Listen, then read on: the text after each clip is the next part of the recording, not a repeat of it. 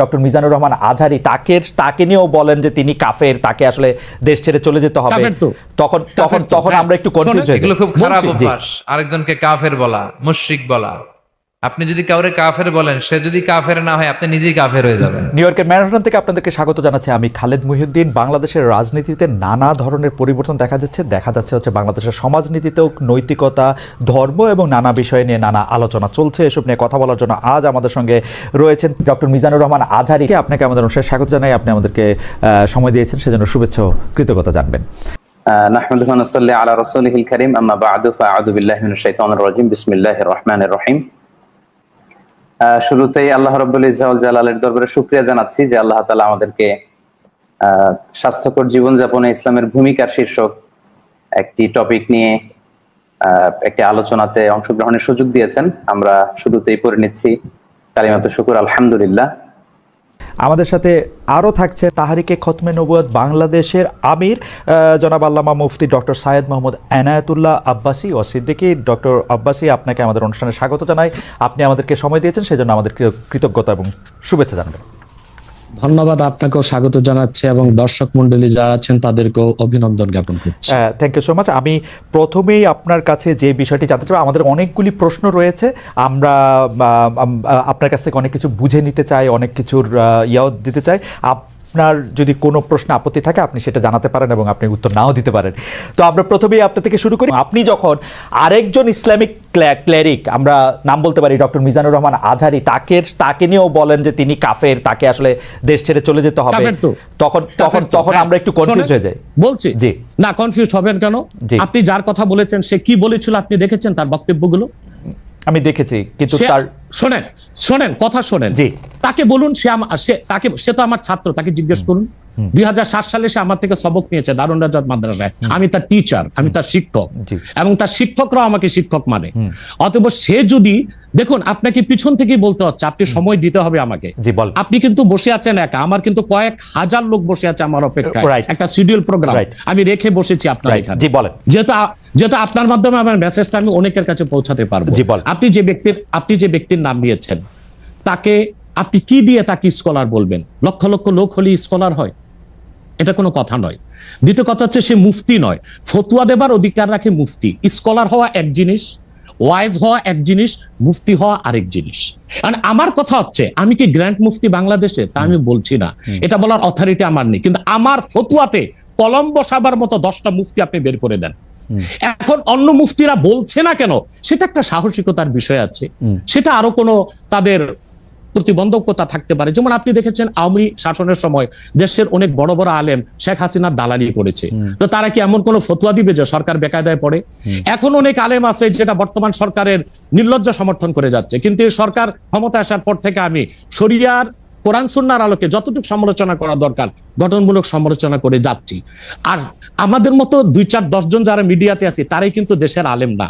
হাজার হাজার আলেম ওলামা, পীর মাশায়েখ নীরবে নিভৃতে নির্জনে ইসলামের খেদমত করে যাচ্ছে, তাদের মতামতটাও দেখতে হবে। এখন যারা ফ্রন্টে চলে এসেছে, মিডিয়াতে চলে এসে সেলিব্রিটি হয়ে গেছে, তারাই কি বললো সেটা দেখার বিষয় না। এখানে তো যদি আপনি একটা প্রশ্ন আনেন যে আসলে শাতিমকে ক্ষমা পেতে পারে কিনা, বা রাষ্ট্র যদি শাতিমকে পৃষ্ঠপোষকতা দেয়, তার শাস্তি নির্ধারণ না করে, তাহলে কোনো জনগণ বিচারটা হাতে করতে পারবে কিনা? আপনি দেখুন পৃথিবীতে যত অভ্যুত্থান ও বিপ্লব হয়েছে, জনগণ আইনকে হাতে তুলে নিয়েছে। আপনি 5ই আগস্ট দেখেন, বাংলাদেশে রাষ্ট্র ক্ষমতা যে এসেছে বর্তমান সরকার, এটা গণতান্ত্রিক পদ্ধতিতে হয় নাই, ছাত্র জনতা আইনকে হাতে তুলে নিয়েছিল। এই বিপ্লবকে আপনি অবৈধ বলবেন? যে 6-7 জন সমন্বয়ক নেতৃত্ব দিয়েছে তাদেরকে আপনি সন্ত্রাসী বলবেন? না, কিছু করার ছিল না। 15 বছরে যে জগদ্দল পাথর ফেসিবাদী হাসিনা বসেছিল, গণতান্ত্রিক পদ্ধতিতে এটাকে সরানো সম্ভব হয় নাই, আইনকে হাতে তুলে নিতে হয়েছে। অতএব যদি গণতন্ত্রের স্বার্থ রক্ষে আইনকে হাতে তুলে নেওয়া যায়, আল্লাহ তার হাবিবের সুমহান ইজ্জত এবং স্বার্থে আল্লাহ তার হাবিব সাল্লাল্লাহু আলাইহি ওয়াসাল্লামের ইজ্জতের বিপক্ষে কেউ কথা বলবে এবং ধারাবাহিকভাবে শাস্তি পাবে না, চলতেই থাকবে।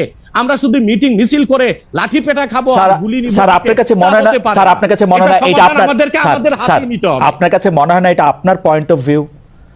বিকজ আপনি যা বলছেন, হ্যাঁ আপনি এটা ঠিক যে আপনি তো একজন স্কলার, শিক্ষক, পড়াচ্ছেন এবং আপনি গ্র্যান্ড মুফতি না হলেও একজন মুফতি, কিন্তু আমরা ধরেন আমি এখন কথা বললাম হচ্ছে যে বাংলাদেশে কিন্তু এইটাও প্রচলিত যে যারা বলতেছে যে তারা আসলে যা কিছু পরীক্ষিত হাদিস নয়, যা কিছু পরীক্ষিতভাবে কোরআনের ফয়সালা নয়, তারা তা মানতে চান না। ধরা যাক ঈদে মিলাদুন্নবী সম্পর্কে তাদের একটা বয়ান আছে, তাদের আরও অনেক কিছু নিয়ে তাদের একটা বয়ান আছে। তাদের মধ্যে থেকেও কেউ কেউ আছেন যারা মক্কা মদিনায় বড় বড় জায়গায় আলেমের কাজ করতেছেন। আমি আব্দুর রাজ্জাক বিন ইউসুফের কথা বলতে পারি, আরও আপনি জানেন কাদের কথা আমি বলছি। তাদের কেউ কেউ মনে করেন আপনার পথ তো আসলে ঠিক না। এক, দুই হচ্ছে আপনি যার কথা যেভাবে বলতেছেন যে ধরেন মিজানুর রহমান আজহারী কি আসলে একজন স্কলার কিনা। এখন কেউ কেউ তো এই প্রশ্ন তুলেছেন যে জনাব এনায়েতুল্লাহ আব্বাসীও যথেষ্ট পরিমাণে এই জায়গায় আছেন কিনা। সেই জন্য আমি জানতে চাইতেছিলাম যে আপনি যখন আইন হাতে তুলে নেওয়ার কথা বলেন স্যার, সেইটা কি আপনি কিভাবে তার যোগ্য, এবং আপনি ছাড়া আর কে আছেন এটার মধ্যে যোগ্যতার জায়গায় আর কি? আমি এখন বলছি, আমি মনে করি আমি গ্র্যান্ড মুফতি বাংলাদেশের। আচ্ছা, আপনি মনে করছেন আপনি গ্র্যান্ড মুফতি? ওকে, এবং এটা আমি চ্যালেঞ্জে ওকে ওকে আমার ফতুয়ার বিপক্ষে শোনেন, আমার ফতুয়ার বিপক্ষে যে যাচ্ছে তাকে আমার সাথে বসান, আপনার প্ল্যাটফর্মে বসান। এক, দ্বিতীয় কথা হচ্ছে ঈদে মিলাদুন্নবী নিয়ে যে আপনি প্রশ্ন করেছেন, ঈদে মিলাদুন্নবী সাল্লাল্লাহু আলাইহি ওয়াসাল্লাম নিয়ে অনেক ডিবেট হয়েছে এবং ঈদে মিলাদুন্নবীর পক্ষে যারা, তারাই বিজয়ী হয়েছে। আর বাংলাদেশে ওলামায়ে দেওবন্দের একটা বিরাট অংশ যারা মূল ধারার, তারা কিন্তু ঈদে মিলাদুন্নবী নিয়ে কখনো বিরোধিতা করে না। কিছু মাত্র স্কলার আছেন যারা কোনোভাবে পারসেজ হয়ে আছেন, তারাই ঈদে মিলাদুন্নবীর বিরোধিতা করে। আমরা বলি মিলাদ যার সিরাত নার তার, মিলাদুন নবী সাল্লাল্লাহু আলাইহি ওয়াসাল্লাম ব্যানারও মাহফিল হতে পারে, সিরাতুন নবী সাল্লাল্লাহু আলাইহি ওয়াসাল্লাম ব্যানারও মাহফিল হতে পারে। এবং আপনি শুনেছেন আজকে 4 বছর যাবত সৌদি সরকার উচ্চ ওলামা পরিষদ ফতোয়া দিয়েছে যে ঈদে মিলাদুন্নবী উপলক্ষে মাহফিল সৌদি আরবে হবে এবং 12 রবিউল আউয়াল তারা রাষ্ট্রীয় ছুটি ঘোষণা করে রেখেছে। এবং বাংলাদেশে বর্তমান সরকারও যথেষ্ট আলেম ওলামা আছেন যারা কওমি ঘরানার এবং দেওবন্দ ঘরানার, যাদেরকে আমরা আহলে হক মনে করে থাকি। এবং আমরা মনে করি জৌনপুর, ফুরফুরা, সারসিনা, আহলে সুন্নাত, আহলে হক একই ধারাতেই চলে আসছে। তারাও কিন্তু ইসলামিক ফাউন্ডেশনের দায়িত্বে আছে এবং তারা কিন্তু এবারও ঈদে মিলাদুন্নবী ব্যানারে প্রোগ্রাম করেছে এবং আমি সেখানে অংশগ্রহণ করেছিলাম একদিন। অতএব বিচ্ছিন্নভাবে কে কি ঈদে মিলাদুন্নবীর বিরোধিতা করলো, আব্দুর রাজ্জাক সাহেবের নাম বলেছেন, ওনাকেই বসান আমার সাথে কথা বলি, সংলাপ হতে তো কোনো দোষ নাই। ওকে, বা আপনি আরো যাদের কথা বলেছেন তাদেরকে বসান আমাদের সাথে। আচ্ছা, আমার এখানে একটা সম্পূরক জাস্ট প্রশ্ন আছে আইনের ব্যাপারে। যেহেতু তেহরিকে খতমে নবুয়তের শাখা যুক্তরাজ্যেও আছে, এখানেও আছে, আপনি একইভাবে এই কথা বা ভারতের পশ্চিমবঙ্গের কথা বলেছেন, এইখানে যেটা বলছেন সেটা কি যুক্তরাজ্য এবং ভারতের পশ্চিমবঙ্গের জন্য প্রযোজ্য? যুক্তরাজ্যেও যদি কেউ এই ধরনের কথা বলে তাকেও কি আপনি এরকম একটা কথা বলবেন বা বলতে পারবেন? জি জি বলবো। আমি যুক্তরাজ্যে যে সাফার করে এসেছি সেটা শোনেন আগে। 2 বছর আগে আমি যুক্তরাজ্যে গিয়েছিলাম। আমার 7টা প্রোগ্রাম ছিল। 4টা প্রোগ্রাম করতে পেরেছি, 3টা প্রোগ্রাম আমি করতে পারিনি। এবং সেখানে আমার বিরোধিতা করেছিল নাইজেল ফারাজ। আপনি জানেন তাকে, সিএনএন নিউজ প্রেজেন্টার, এবং সে ব্রেক্সিট আন্দোলনের হোতা ছিল এবং সে ব্রিটিশ পার্লামেন্টে মেম্বার ছিল। আমার যেদিন সেন্ট্রাল লন্ডনে প্রোগ্রাম ছিল, নাইজেল ফারাজ লং মার্চের ঘোষণা দিয়েছিল এবং আমি সেখানে যেতে পারি নাই। কেন? নাইজেল ফারাজ 23টা প্রতিবেদন করেছিল আমার বিপক্ষে। তার মধ্যে উল্লেখযোগ্য ছিল যে আমি মুরতাদের শাস্তি মৃত্যুদণ্ড চাই। বাট ব্রিটিশ পুলিশ আমাকে অ্যারেস্ট করেনি এবং ব্রিটিশ পুলিশ আমাকে শুধু প্রোগ্রাম করতে দেয়নি সহিংসতা বেশের জন্য। কিন্তু আমি রানীকে গালি দিয়েছি, সেটাও সেখানে তুলে ধরা হয়েছে। আমি রানীকে গালি দেওয়া যায় ইংল্যান্ডে? মুরতাদের শাস্তি মৃত্যুদণ্ড চেয়েছি, সেইটা 23টা প্রতিবেদন করে আমার এই বক্তব্য ফতোয়াগুলো সেখানে লন্ডনে দেখানো হয়েছে। আমি বাংলাদেশে যে চরিত্র, লন্ডনে সেই চরিত্র, পশ্চিম বাংলায় সেই চরিত্র। ওকে, আমি এবার একটু, আপনি যেহেতু মুফতি এবং নিজেকে পরিচয় দিলেন গ্র্যান্ড মুফতি, আমি একটা বিষয় একটু আপনাকে একটা বিষয় একটু আপনার দৃষ্টি আকর্ষণ করতে চাই। সেটি হচ্ছে যে আপনি মানে আপনার কাছ থেকে বুঝে নিতে চাই স্যার, যে যদিও আপনি আসলেই আমার চেয়ে বয়সে ছোট, কিন্তু আসলে বিদ্যায়, বুদ্ধিতে, শিক্ষায়, অনেক কিছুতে মানে জ্ঞানে আপনি আমার চেয়ে বড় বলে আপনাকে স্যার সম্বোধন করছি আমি। না, আপনি বলেছেন যে মসজিদে গিয়ে নারীদের জন্য বা মহিলাদের জন্য জামাতে নামাজ আদায় করা মাকরু। কিন্তু আমি আপনার এই বক্তব্যটার পরিপ্রেক্ষিতে আমি দেখতে পাচ্ছি যে এটা তো বরং মাকরু নয়, কেউ কেউ এটাকে মুস্তাহাব বা এনকারেজ বলতে চান। অনেকে উদাহরণ দিচ্ছেন আয়েশা, যিনি প্রফেটের স্ত্রী ছিলেন, রাদিয়াল্লাহু আনহা, হ্যাঁ আয়েশা রাদিয়াল্লাহু আনহা, উনি ইমামতি করে মেয়েদের নামাজ পড়িয়েছেন এবং যে জায়গায় আপনি এটা মুকরু বলছেন ওই জায়গায় কেউ মুস্তাহাব বলতে গিয়ে আপনার বক্তব্যের বিরোধিতা করছেন। এটা নিয়ে আপনি যদি আমাদের একটু বলেন। এটা আমি চ্যালেঞ্জ করছি, ওপেন চ্যালেঞ্জ। আম্মা জান আয়েশা রাদিয়াল্লাহু তাআলা আনহা কখনোই ইমামতি করেননি, বরং জাকওয়ান ইমামতি করেছিল, পিছনে তিনি নামাজ পড়েছিলেন। সেটা ফরজ নামাজ ছিল না, তারাবিহের নামাজ। আপনাকে যে তথ্য দিয়েছে সে ভুল তথ্য দিয়েছে। ওকে, সেটা মেয়েদের নামাজ পড়াটা মুস্তাহাব কিনা? এক দ্বিতীয় হচ্ছে আল্লাহর হাবিব সাল্লাল্লাহু আলাইহি ওয়াসাল্লামের নূরের জামানায় মসজিদ নববীতে মহিলাদেরকে অ্যালাউ করা হতো, তারা নামাজে আসতেন। কিন্তু আল্লাহর হাবিব সাল্লাল্লাহু আলাইহি ওয়াসাল্লাম মহিলাদেরকে নিরুৎসাহিত করেছিলেন, নিষেধ করেন নাই। কারণ মহিলাদেরও দিন শেখা বাকি ছিল এবং আল্লাহর হাবিব সাল্লাল্লাহু আলাইহি ওয়াসাল্লামের কাছে ওহী আসতো, সেজন্য মহিলাদের নিষেধ করা হতো না, তারা মসজিদে আসতেন। হযরত ওমর রাদিয়াল্লাহু তাআলা আনহু তার খেলাফতের সময় বলেছেন মহিলাদের জন্য ঘরেই নামাজ পড়াটা উত্তম। তখন প্রচুর পরিমাণ সাহাবী উপস্থিত ছিলেন, তারা হযরত ওমরের এই কাজে কেউ বাধা দেননি। সেজন্য মহিলাদের মসজিদে আসাটা হারাম নয়, মাকরু বলা হয়েছে জামাতে আসা। কারণ আম্মাজান আয়েশা রাদিয়াল্লাহু তাআলা আনহা নিজেও বলেছিলেন যে বর্তমানে মানে ১৫০০ বছর আগেই আম্মাজান আয়েশা বলেছেন যে এখন মহিলাদের মসজিদে না আসাই উচিত ফিতনার এই সময়। তো ১৫০০ বছর আগে যদি ফিতনার আশঙ্কা করে আম্মাজান আয়েশা মসজিদ নববীতে মহিলাদের আসাটাকে নিরুৎসাহিত করে থাকেন, তাহলে হযরত ওমর রাদিয়াল্লাহু তাআলা আনহুর সিদ্ধান্তটা সঠিক ছিল। আর বর্তমান যুগে সেটা আমরাও নিরুৎসাহিত করি, এজন্যই মাকরু বলি। মাকরু মানে হারাম নয়, খুব কঠিনভাবে নিষিদ্ধ নয়, জাস্ট নিরুৎসাহিত করা। আপনি মাকরু ফতোয়াটা কোথায় পেলেন? আর আপনি যে বলছেন যে কোথায় পেলাম বলছি, আনহা এটা পড়েন নাই, কিন্তু আমি এখন যেটা দেখতে পাচ্ছি যে women praying in congregation among themselves, এটা মাদিনা বলে একটা পিরিয়ডিক্যালস বাইরে হয় মাদিনা ইউনিভার্সিটি থেকে, সেইখান থেকে একজন বলতেছেন যে এটা পড়ছেন। আমি তো এটা সত্য বিচার করতে পারবো না। আয়েশা রাদিয়াল্লাহু তাআলা আনহা ইমামতি করেননি, তিনি জাকওয়ান ওনার খাদেমের পিছনে নামাজ পড়েছেন। ওকে, সেটা ফরজ নামাজ ছিল না, তারাবিহের নামাজ ছিল। জি, এটা বুখারী শরীফের হাদিস। আমাকে সময় দিলেন, বের করে দিব। আচ্ছা ঠিক আছে, আপনি কি এইটা একটু বলবেন যে মাকরুটা আপনি কোথায় পেলেন? এটা হানাফিদের সর্বসম্মত মত। হানাফিদের সর্বসম্মত মত যে মেয়েদের মসজিদে গিয়ে নামাজ পড়াটা মাকরু। জামাতে হজের সময় ওটা ভিন্ন বিষয়, ওইটা ভিন্ন হজটা তো ফরজ, হজটা ফরজ, এবং সেখানে নামাজ আদায় করা ওই সময় মেয়েরা জামাত আদায় করতেছে, ওইটা ওরা করতে পারবে। কিন্তু পরে আর এমনিতে নরমালি আর পারবে না। পারবে না মানে বললাম তো নিরুৎসাহিত করা হয়েছে, তারা ঘরে পড়বে, ঘরে পড়াটাই স্যার এটা যদি মাকরু হইতো তাহলে কি হজের সময় এটা পড়াটা জায়েজ থাকতো? না, স্থানকাল ভেদে পার্থক্য আছে না। আপনি এখন তো আজকে আগামীকাল দুপুরে আপনি পানাহার করতে পারবেন, কিন্তু পহেলা রোজায় দুপুরে পানাহার করতে পারবেন, সেটা তো হারাম হয়ে যাবে না। স্থানকাল পাত্র বেশে হুকুমটা ভিন্ন হবে না? হবে, কিন্তু যেটা হজে পারমিটেড, যেটা হজের মাঠে পারমিটেড, সেটা আর পৃথিবীর কোথাও মাকরু হইতে পারে? হজটা কি? হজটা হচ্ছে কাবাগরে যেতে হবে, পুরুষকেও যেতে হবে, মহিলাকেও যেতে হবে, কাবাগর একটাই, সেজন্য সেখানে সেটা ছাড় আছে। কিন্তু মসজিদ পৃথিবীতে একটা না, মহিলারা ঘরে নামাজ পড়তে পারবে। হ্যাঁ, তারপর আমরা এটা বলে থাকি, যেমন কোন মহিলা ঢাকা গেল শপিং করার জন্য, এখন নামাজের সময় হলো, সে বাড়িতে আসতে নামাজ কাজা হয়ে যাবে, সে বাইতুল মোকাররম যে নামাজ পড়ে নেক, মহিলাদের জন্য যদি সুব্যবস্থা থেকে পড়তে পারবে। মাকরুটাকে আপনি খুব বড় করে দেখার প্রয়োজন নাই। এই যে আপনার মাথায় টুপি নাই, এটাও কিন্তু মাকরু স্যার, যেটা মাথায় বসাও মাকরু, রাইট। যেটা কিন্তু তাই বলে তো আপনাকে আমি গুনাহগার বলতে পারছি না, স্যার। আমি যেটা বলতে চাইতেছি, এমন কোন কাজ কি আছে যেটা কাবাগারে করা যায়, অন্য যে কোনো জায়গায় আরেকটা মাকরু হিসেবে বিবেচিত হবে? আর কোন কাজ কি এরকম আছে? বোঝার জন্য জানতে চাইতেছি স্যার। হ্যাঁ, বোঝার জন্য বলতেছি।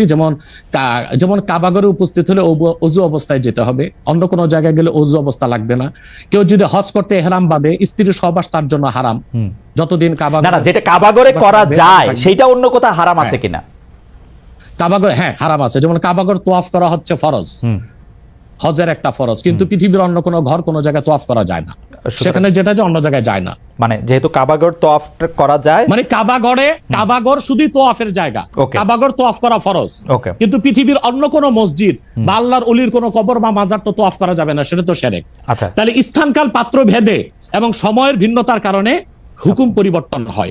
যেমন আমি আপনাকে একটা উদাহরণ দিয়েছি, আগামীকাল আপনাকে দুপুরে খেতে হবে, সেটা খাওয়া আপনার জন্য সওয়াবের কাজ। আল্লাহ বলেছেন কুলু ওয়াশরাবু, খাও পান করো, কিন্তু ঠিক পহেলা রোজার দিন দুপুরে আপনি খেতে পারবেন না, সেটা হারাম।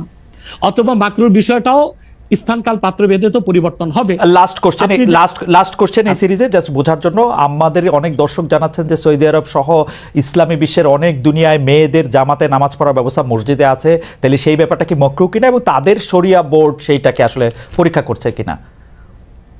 আবার বলেন তো প্রশ্নটা।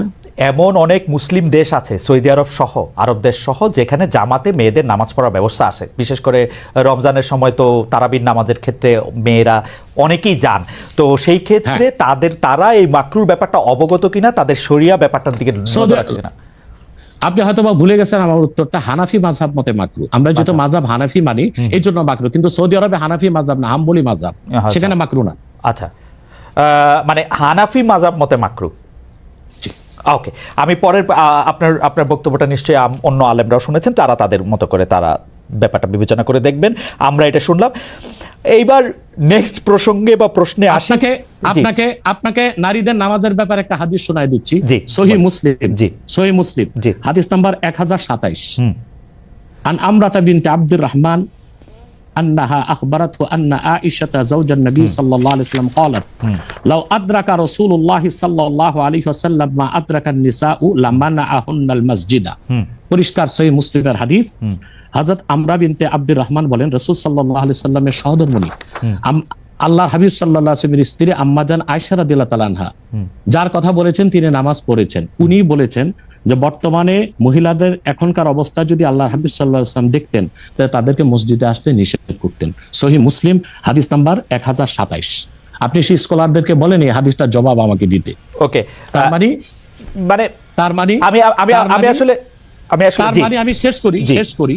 তার মানে হচ্ছে মহিলাদেরকে মাকরু বলার দ্বারা হানাফি মাযহাবে যে নিষেধ করা হয়েছে, কঠিন নিষেধ না, মানে নিরুৎসাহিত করা হয়েছে। ওকে, ঠিক আছে, এটা নিশ্চয়ই এটা নিরুৎসাহিত করা হয়েছে, এটা আপনি বলছেন, নিশ্চয়ই এটা একটা প্রণিধানযোগ্য। আমি দলিল দিয়েছি। আমি এই বিষয়ে আর আপনার সাথে পরবর্তী প্রসঙ্গে আসি। সেটা হচ্ছে যে আমরা মানে আপনি এখানে আসবেন, অনেকে অনেক ধরনের মন্তব্য করেন, প্রশ্ন করেন, অনেকের মধ্যে অনেক ধরনের উৎসাহ আছে, অনেক ধরনের জানার বিষয়ও আছে। সেই জন্য আপনি যেটাকে বলছে হচ্ছে যে আপনাকে বলা হচ্ছে যে একজন পেশাদার বক্তা, যখন যেহেতু আপনি বক্তৃতা দিয়ে টাকা নিয়ে থাকেন, এইটা আপনি ঘন্টায় কত টাকা নেন সেটা নিয়েও মানুষের মধ্যে উৎসাহ আছে।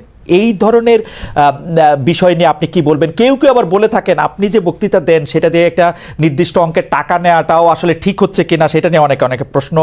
অনেকে, গোস্তাকি মাফ করবেন, অনেকে আপনাকে হেলিকপ্টার হুজুর বলেন, কারণ আপনি বিভিন্ন জায়গায় হেলিকপ্টারে যেতে পছন্দ করেন। এই ধরনের নিউজ, এই ধরনের আলোচনা আপনি আসলে কিভাবে নিয়ে থাকেন? দেখেন, আপনি একজন স্বনামধন্য সাংবাদিক এবং আপনি সাংবাদিকতার মাধ্যমে বাংলাদেশের অনেক উপকার করেছেন, কিন্তু কোন হিংসুক বা নিন্দুক যদি বলে খালেদ মহিউদ্দিন একজন বাচালি করে টাকা কামাই করে, এটাকে আপনি মানবেন? মানবো। আমি বক্তা না, আমি হচ্ছে দায়ী আল্লাহ। আমি আপনি ঠোঁটে চেয়ে খান, কিন্তু আমি মেধা দিয়ে সেবা করি মানুষকে।